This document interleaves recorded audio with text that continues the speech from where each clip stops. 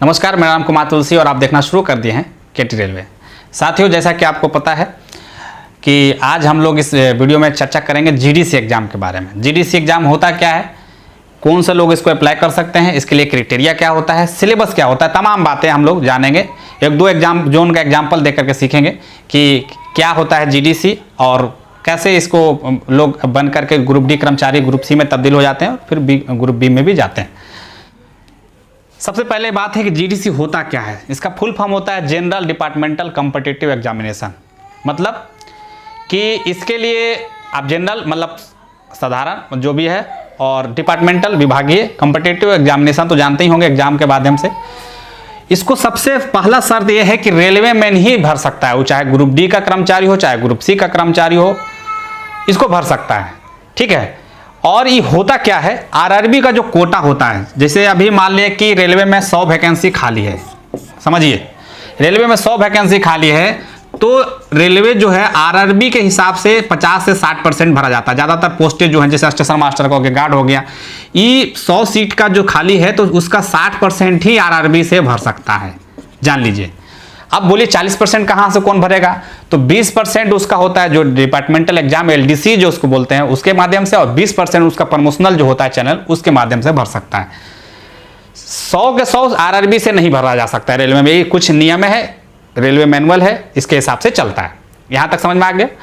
तो जो आरआरबी का कोटा है यानी 60%, उसी को काट करके उसका जो 50% तक भरा जा सकता है यदि उस जोन में रिक्वायरमेंट है और सीटें खाली हैं, तो प्रशासन को ये हक है कि अपने ग्रुप डी या ग्रुप सी कर्मचारियों को पदोन्नति दे करके उस एग्जाम जीडीसी एग्जाम कंडक्ट कर करके उस सीटों आरआरबी का जो सीट है कोटा है उसको भरा जा सकता है। जैसे अभी आपने देखा होगा एनटीपीसी एग्जाम, तो एग्जाम तो ले नहीं रहे, 2-2 3-3 साल लग रहे हैं, तो इस हिसाब में कुछ जैसे सेफ्टी जो कैटेगरी है जैसे स्टेशन मास्टर हो गया, तमाम ऐसे चीज़ें हैं, गार्ड हो गए, ड्राइवर हो गए और सीनियर क्लर्क से क्लर्क हो गए, टीसी हो गए, तो उसमें भरा जा सकता है नीचे के कर्मचारियों से। क्योंकि नीचे जो ग्रुप डी कर्मचारी आपको भी पता है अनुकंपा से, आपका भूमि अधिग्रहण से, लैंड लूजर से, तमाम ऐसे ग्रुप डी कर्मचारी तो ज़्यादा भर जाते हैं, लेकिन ग्रुप सी में जो है बहुत कम कर्मचारी आ पाते हैं जो रिटायर हो जाते हैं या कहीं दूसरे जोन चले गए ऑन रिक्वेस्ट के माध्यम से, तो उस जोन में सीटें खाली रह जाती हैं। तो आरआरबी का जो कोटा है पहले 25% था, उसका अब 50% तक रेलवे बोर्ड ने कह दिया है कि आप उसको जीडीसी के माध्यम से भर सकते हैं। ये था जीडीसी में सीटें, जो आपको समझ में आ गया होगा कि जीडीसी में अब कई एक जोन में, अभी देखिए बिलासपुर जोन में 400 कुछ सीटें निकली हैं, मुंबई में भी निकली थी, WCR में मात्र 38 सीटें स्टेशन मास्टर की निकली हैं बस। ऐसा क्यों हुआ, क्योंकि एक तो अभी जो जीडीसी का जो पिछले बार 270 सीटें उन्होंने निकाल दिया था, जिसका 2022 तक का मार्जिन उन्होंने रखा था, इसका पहला रीजन, और भी अभी प्रोसेस में चल रहा है। तो इंडियन जो आरआरबी को भेजा जाता है वो अभी नहीं भेजा गया है। असिस्टेंट मास्टर का हो गया, चूंकि 1 साल हो गया तो उसका फिलअप का और नोटिफिकेशन निकले हुए, तमाम उसके जो प्रक्रिया था उसके माध्यम से निकला गया। बिलासपुर में 400 कुछ इसलिए निकले चूंकि वहाँ ऑन रिक्वेस्ट लोग ज़्यादातर लोग रिटायर कर गए होंगे, सीटें ज़्यादा खाली होंगी, तो वहाँ पर जीडीसी उन्होंने निकाल दिया और आरआरबी को जो इंडियन कोटा उसका 50% तक आप जो उसका प्रयोग कर लिया, तो वहाँ सीटें ज़्यादा निकल गई। WCR में अभी रिटायर कम लोग हुए हैं, कुछ सीटें कम खाली हुई होंगी, इसलिए कम यहाँ पर निकल रहे हैं। अब सबसे बड़ा सवाल कि जीडीसी भरने के लिए कितने साल की नौकरी होनी चाहिए? बिल्कुल नहीं है, आप 1 दिन का भी नौकरी आपका है रेलवे में, यानी कि आप कल ही ज्वाइन किए हो ग्रुप डी या ग्रुप सी में, आप जीडीसी का फॉर्म अपर ग्रेड में भर सकते हो। ठीक है। और बस शर्त होना चाहिए कि आपका जो पीएफ नंबर है जिसका सैलरी आपको मिलता है जिस माध्यम से, वो जनरेट हो जाना चाहिए। ये बहुत इंपॉर्टेंट चीज़ है।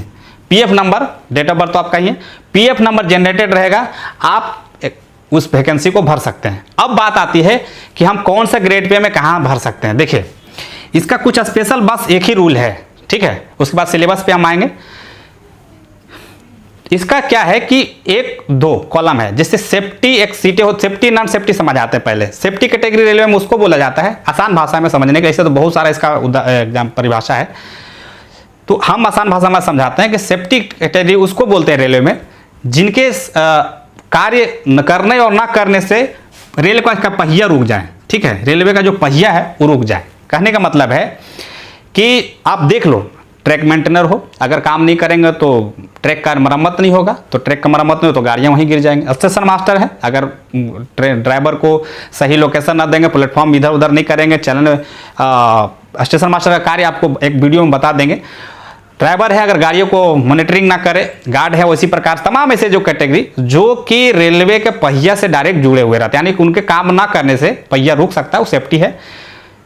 नॉन सेफ्टी हो गए जिनका कि ना काम करे 2-4 दिन तो चलता रहेगा। ऐसे तो काम तो रेलवे में सब करना ही पड़ता है, लेकिन एग्जाम्पल हम आपको दे रहे हैं, मतलब उदाहरण के तौर पर समझा। जैसे कि आप बाबू है, डीआरएम ऑफिस का बाबू हो गए, अपने ऑफिस का बाबू हो गए, नॉन सेफ्टी में आते हैं, उनके आप ना करने से रेल कर्मचारी प्रभावित हो सकते हैं, उनकी सैलरी रोक सकती है, लेकिन रेल का पहिया नहीं रोकेगा। ये है नॉन सेफ्टी, समझ में आ गया? तो बस यही नॉन सेफ्टी है। लेकिन अब नियम क्या है जीडीसी के लिए, समझिए कि अगर आप सेफ्टी कैटेगरी में हैं और मान लिए कि आप 1900 जीपी का कोई पोस्ट निकला, समझिए अगर मान लिए कि 1900 जीपी का पोस्ट निकला है और आपकी से जीपी भी 1900 है, तो आप अप्लाई कर सकते हैं कि नहीं, समझिए। या इससे ज़्यादा है तो आप तो कभी कर ही नहीं सकते, लेकिन सेम ग्रेड में आप अप्लाई कर सकते हैं। कब? जब सेफ्टी नॉन सेफ्टी आपका नॉन सेफ्टी कैटेगरी में है, जैसे आप तो आप सेफ्टी में जा सकते हैं, सेम जीपी में अप्लाई कर सकते हैं। याद रखिए, अगर आपका 1900 जीपी हो गया और 1900 जीपी का सीट निकला या 2800 जीपी आपका 2800 जीपी का सीट निकला, तो आप नॉन सेफ्टी से सेफ्टी में जा सकते हैं, सेफ्टी से नॉन सेफ्टी में नहीं जा सकते। ये ध्यान रखिएगा, ये बहुत स्पेशल, बहुत कम लोगों को पता रहता है। ये रेलवे बोर्ड का लेटर है, उसमें safety to non safety same GP, मतलब नहीं जा सकते हैं, non safety to safety GP आप सेम ग्रेड पे में अप्लाई कर सकते हैं। कुल मिलाकर कहने का ये है कि रेलवे में आप उसी जीडीसी के माध्यम से ले सकते हैं, आप अपर ग्रेड में भर सकते हैं या सेम ग्रेड में भरेंगे तो ये शर्त को आपको पालन करना होगा। अगर 1900 जीपी का सीट है, 1900 जीपी का वैकेंसी है, यानी पोस्ट निकला है, तो उसको अप्लाई करने के लिए आपको सेम, अगर आप कर भी दिए तो आगे जाकर के आपको आरआरसी या जो भी आरआरसी ही एग्जाम लेती है, तो डिपार्टमेंटल चूँकि जोनल लेवल पर उसका एग्जाम कंडक्ट कराने का क्राइटेरिया होता है, तो वो लेते हैं। ठीक है, ये नियम था। अब इसका सिलेबस क्या है? सिलेबस साफ सुथरा है। जो आरआरबी ग्रुप डी या टेक्निकल एग्जाम आपने दिया होगा या एनटीपीसी एग्जाम आपने दिया होगा, बिल्कुल सेम टू सेम जीडीसी के लिए वही एग्जाम होता है। क्योंकि जस्ट लाइक आरआरबी इसको कहा जाता है, जीडीसी को जस्ट लाइक आरआरबी, जैसे जिस प्रकार के नियम है आरआरबी में, उसी प्रकार के जीडीसी में आपको एग्जाम बिल्कुल सिलेक्शन भी हो जाएगा, तो उसी हिसाब से आपको फॉर्म भराया जाएगा। सर्विस जरूर आपका काउंट होगा, लेकिन बिल्कुल वही बहाली प्रक्रिया होगी जो आरआरबी में होता है। ठीक है, इसका सर्विस 1 दिन का भी होगा, चलेगा। ठीक है, इसमें कई एक लोग बोलते हैं क्या आप सेंड करते रहेंगे, अपसेंट करके करें। देखो, रेलवे में अपसेंट तो नॉट अलाउड है, लेकिन अगर आप अपसेंट करके भी अगर रिजल्ट इसमें, चूंकि आरआरबी कोटा का है तो इसमें ज़्यादा दिक्कत नहीं आती है। आपको चार्ट सीटेड रहते हैं तो उसको माफ कराना होगा। याद रखिए, जब आप चार्ट सीटेड रहते हैं तो उनको माफ कराना ही होगा, और ऑफिसर लोग कर भी देते हैं, चूंकि आपका भविष्य का बात रहता है, बशर्ते आप में टैलेंट होना चाहिए। ये था सिलेबस में। एक चीज़ और बता देते हैं कि कई एक जोन में ऐसा, कई एक लोग सवाल भी पूछते हैं कि कई एक जोन में ऐसा पूछ देते हैं कि 10 नंबर तक आपका डिपार्टमेंटल जो रेलवे का जो पारंपरिक जीके है वो भी पूछ देता है, तो उसकी भी आप तैयारी कर लें। अगर आप जीडीसी एग्जाम दे रहे हैं, आरआरबी का जो सिलेबस है, जैसे मैथ रीजनिंग, फिर से मैथ, अब आरआरबी का सिलेबस क्या है इसके बारे में थोड़ा सा चर्चा कर दें कि आपका 50 से 70% जो रहता है वो मैथ रीजनिंग रहता है। ठीक है, मैथ एंड रीजनिंग रहता है,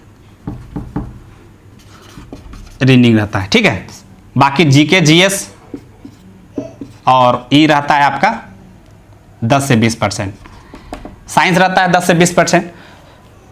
डिपार्टमेंटल पारंपरिक के एग्जाम तो कभी कभी जैसे 2016 में WCR में हुआ था, 10 नंबर तक पूछ दिया था पहला पेपर में। डिपार्टमेंटल जो पारंपरिक एग्जाम होता है आपका रेलवे का, जैसे कोच फैक्ट्री कहाँ है, तो इंजन कहाँ बनती है, अभी लेटेस्ट में इंजन जो आया उसका नाम पूछ देगा, तो ये सब डिपार्टमेंटल एग्जाम है। मतलब डिपार्टमेंटल जो जानकारियाँ होती है, पारंपरिक जीके रेलवे का बोलते हैं, इसको आपको थोड़ा सा कवर करना पड़ेगा। जीके जीएस अभी तो जो अच्छा, एक चीज़ और, टीसीएस को ज़्यादातर जोन जो है जीडीसी का जिम्मा संभाल देते हैं, टीसीएस ठेका दे देते हैं कि टीसीएस ले एग्जाम लेना है उनको, तो उस हिसाब से उनको एग्जाम लेना रहता है। तो टीसीएस का जो फंडा है, अभी एनटीपीसी ले रहा है, ग्रुप डी एग्जाम ले रहा है, बिल्कुल वही सिलेबस रखता है।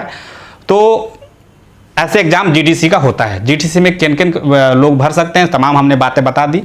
जानकारी आपको अच्छा लगा तो वीडियो को लाइक जरूर करें, और अगर एलडीसी कोटा का जो प्रमोशनल चैनल है उसके बारे में भी एक वीडियो बना देंगे।